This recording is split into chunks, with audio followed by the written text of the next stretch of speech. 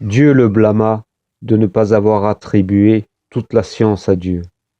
Il lui fut inspiré: l'un de mes esclaves vit à la jonction de deux mers, et il est plus savant que toi. Il dit: Seigneur, et comment le reconnaîtrai-je?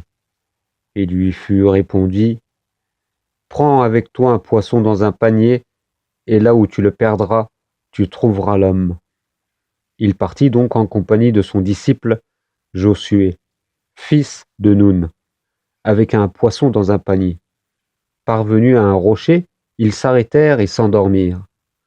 Le poisson s'échappa du panier et prit son chemin vers la mer, sans que Moïse et son disciple ne s'en rendent compte. Ils prirent la route de nuit et marchèrent jusqu'au matin. Moïse dit alors à son disciple: donne-nous à manger, nous sommes très fatigués par notre voyage. Moïse n'eut point senti la fatigue qu'après avoir dépassé l'endroit qui lui avait été ordonné de retrouver. Le jeune disciple lui dit: te souviens-tu lorsque nous étions mis à l'abri du rocher? C'est là que j'ai oublié le poisson. Moïse dit: c'est là le point que nous voulions atteindre. Et ils retournèrent sur leurs propres traces. Quand ils parvinrent au rocher, ils y trouvèrent un homme recouvert d'une tunique. Moïse salua. El-Kadir dit: et de quelle contrée m'apportes-tu le salut? Il dit: je suis Moïse. Il dit: Moïse, des fils d'Israël? Moïse lui dit: puis-je te suivre à condition que tu m'apprennes quelque sagesse de ce qu'on t'a appris? Il dit: jamais tu n'auras assez de patience en ma compagnie. Ô Moïse, je sais ce que Dieu m'a enseigné et que tu ignores, et tu sais ce que Dieu t'a enseigné et que j'ignore. Ils se mirent en marche en bordure de la mer, n'ayant aucune barque. Un bateau passait par là et ils demandèrent à monter à bord. El-Kadir fut reconnu et on les transporta gratuitement. Un oiseau se posa sur le bord du bateau et plongea une ou deux fois son bec dans l'eau.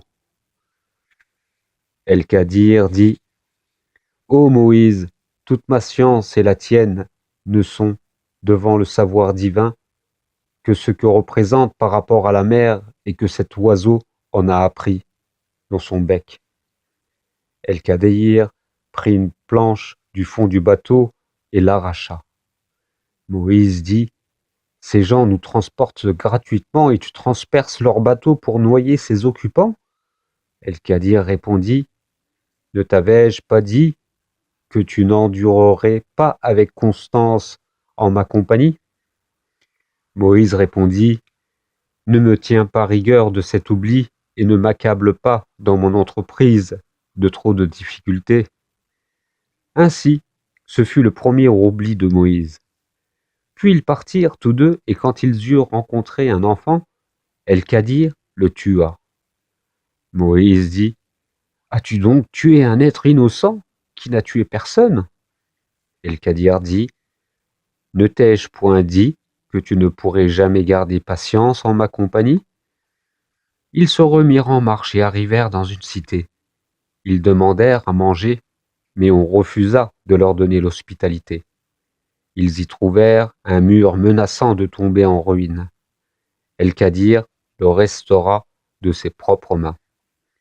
Moïse dit: si tu voulais, tu en exigerais un salaire. El-Kadir dit: à cause de cela, nous devons maintenant nous séparer. Le prophète Mohammed, que la bénédiction et le salut de Dieu soient sur lui, dit: Dieu fera miséricorde à Moïse s'ils avaient eu plus de patience. Dieu nous l'aurait compté dans cette aventure. El-Kadir informa Moïse de la signification de ce qu'il avait vu.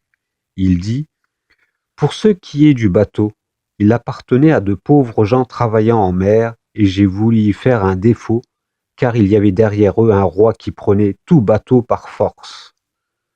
Quant à l'enfant, ses parents étaient de bons croyants, et nous avions craint de le voir les accabler par ses comportements tyranniques et par sa mécréance. Nous avions voulu que le Seigneur le leur remplaçât par un enfant plus pur que lui et plus respectueux des liens de parenté. Pour ce qui est du mur, il appartenait à 2 jeunes orphelins dans la ville. Il y avait sous ce mur un trésor à eux, et leur père était un homme vertueux. Aussi ton Seigneur a-t-il voulu leur permettre d'atteindre leur pleine force et d'extraire alors pour eux le trésor par une grâce de ton Seigneur. Je ne l'ai d'ailleurs pas fait de mon propre chef. Voilà l'explication de ce que tu n'as pas supporté avec patience. Moïse se rendit compte à ce moment-là que personne ne peut avoir la science de Dieu, qu'une partie de cette science se trouve chez certains, alors que l'autre partie est chez d'autres, et qu'au-dessus de chaque savant, il y a un plus savant encore. Moïse mourut alors que les fils d'Israël erraient sur la terre en punition de Dieu et comme peine de leur agissement. Dieu leur imposa la servilité et la pauvreté, et ils encoururent la colère de Dieu. Ils ont irrité Dieu, qui a fait parmi eux des prophètes. On a fait des rois et leur a accordé ce qui n'avait été donné à personne de leur temps. Dieu qui les avait sauvés des gens de Pharaon, qui leur faisait subir les pires souffrances, égorger leurs enfants et garder leurs femmes en vie. Dieu qui leur a séparé la mer en 2 parties pour les sauver et qui noya les gens de Pharaon sous leur regard. Celui qui leur a procuré l'ombre des nuages et leur a fait descendre la manne et l'écaille. Celui qui leur a fait jaillir des sources de la terre et leur a fourni en abondance à boire et à manger. En remerciement à tout cela, ils avaient renié les signes de Dieu, avaient désobéi et furent agressifs. Ils avaient également mis en colère leur prophète Moïse, l'être humain qui avait été le plus charitable pour eux et qui avait eu pitié pour eux, plus que leur père et leur mère. Celui qui s'occupait tendrement d'eux comme une nourrice s'occupe d'un bébé ou comme s'occupe une mère très tendre d'un orphelin. Celui qui priait pour eux chaque fois qu'ils l'insultaient, pleurait pour eux chaque fois qu'ils riaient de lui, et qui s'attendrissait sur eux chaque fois qu'ils le traitaient durement. Celui qui les a libérés de l'emprisonnement de Pharaon et leur a fait quitter la prison d'Égypte pour la terre de la liberté et de l'honneur, de la vie d'esclaves malheureux vers celle d'hommes libres et respectables.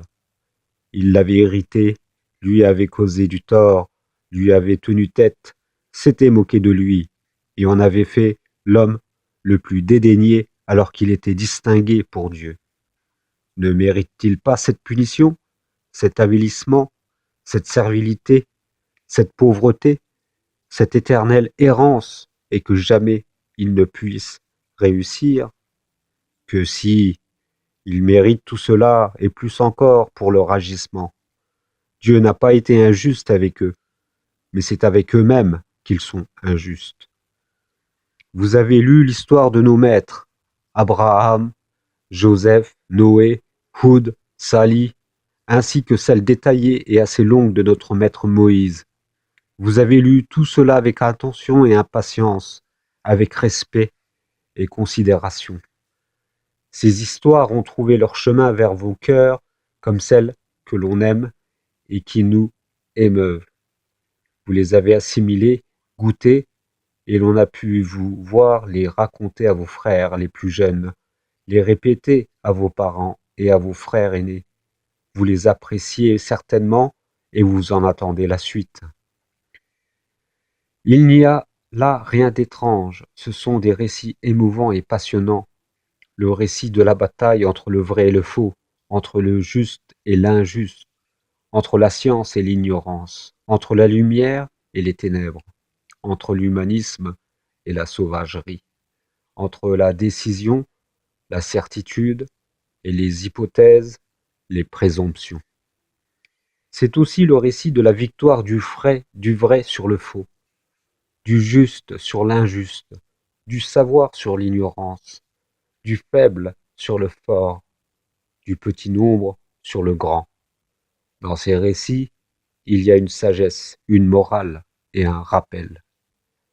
La parole de Dieu est véridique. Ce fut effectivement dans leur histoire une leçon pour les gens doués d'intelligence. Ce n'est là nullement un récit qu'on fabrique de toutes pièces, mais c'est la confirmation de ce qui l'a précédé, à l'exposition détaillée de toutes choses. C'est une bonne direction et une miséricorde pour des gens qui croient.